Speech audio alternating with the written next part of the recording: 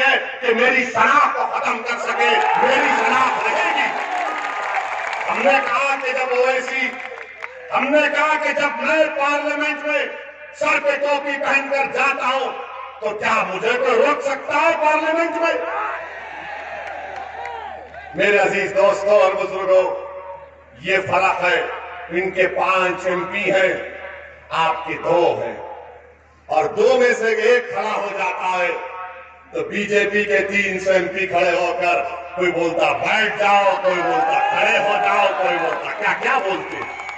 मगर जब समाजवादी के लोग खड़े होते हैं वो बोलते अपना है बोलने दो, अपना है बोलने दो। मेरे भाई, जब हम 2019 जुलाई में 4थी मर्तबा MP बनकर गए, हर MP को वोट लेना पड़ता, हल्फ लेना पड़ता। हमने अल्लाह के नाम पर, भारत के संविधान पर वोट लिया। इम्तियाज जलील मेरे साथ थे तो हमने इम्तियाज जलील बोले असद भाई खामोशी बहुत है। बोले ठहरो अभी। जैसा हमारा नाम पुकारा गया, बीजेपी के 300 MP खड़े हो गए। इनको हम नजर आए तो ये मर्द हो गए। हमको देखकर ही नारे मारना शुरू कर दिए।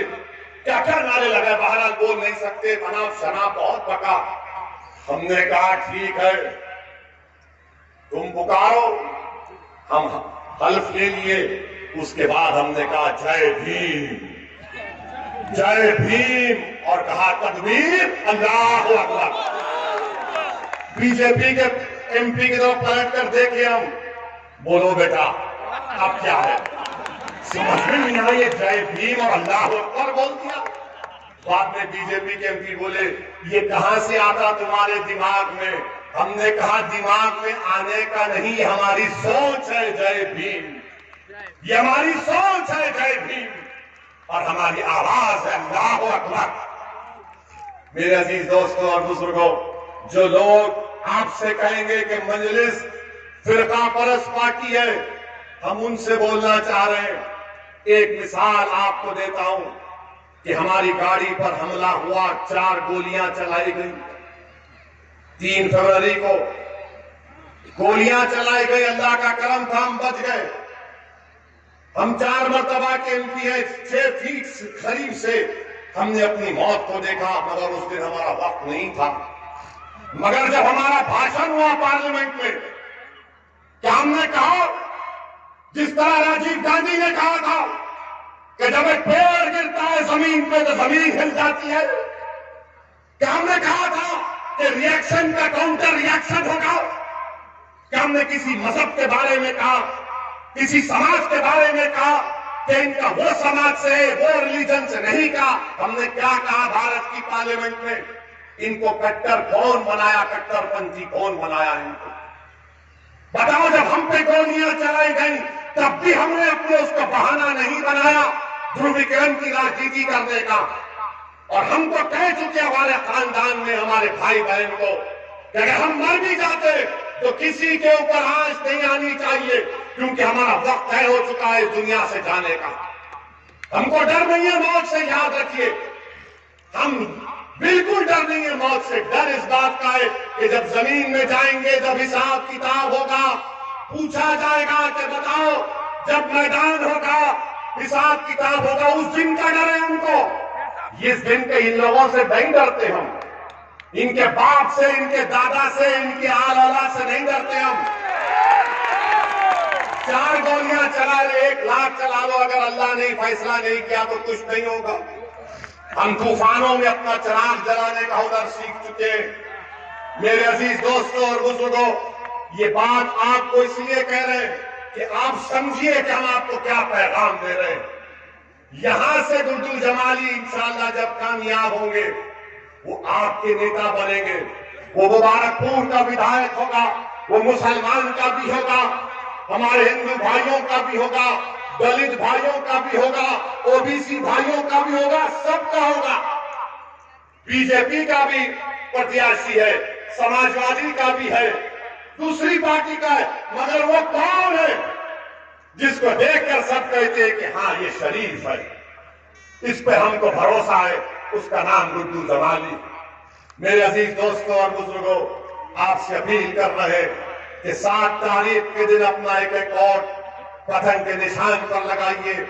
डरने और घबराने की जरूरत नहीं है। हरगिज मत डरिए, हरगिज मत डरिए। और आप जानते हैं कि हम हमारे अंसारी भाइयों को भी पैगाम देना चाहते हैं कि मालेगांव में मजलिस इत्तेहादुल मुस्लिमीन के विधायक मुफ्ती इस्माइल, जो दारुल देवबंद से पढ़े हुए मजलिस के विधायक हैं और महाराष्ट्र की विधानसभा में मजलिस के लीडर भी हैं।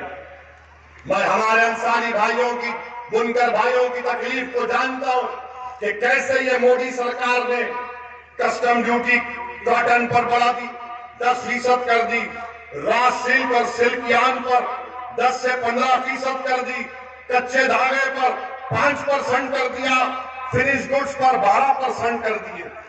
मेरे अजीज दोस्तों और बुजुर्गों, हम अपने बुनकर भाइयों से भी कह रहे हैं कि सिर्फ गुड्डू जमाली आपके साथ नहीं है, असदुद्दीन ओवैसी भी आपके साथ खड़ा हो जाएगा। आप अकेले मत समझिए अपने आप को, आप अकेले हरगिज मत समझिए, हम आपके साथ खड़े हैं।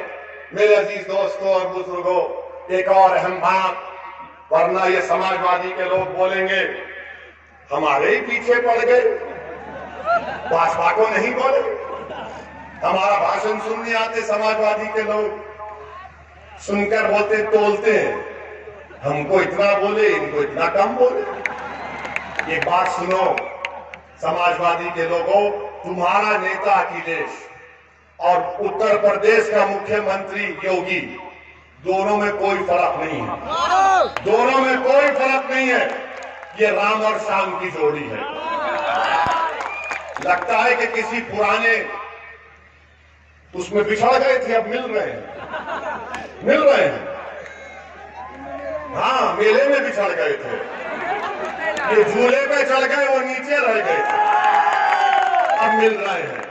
इनके दिल मिले हुए हैं, इनकी सोच मिली हुई है, इनका एक ही मकसद है।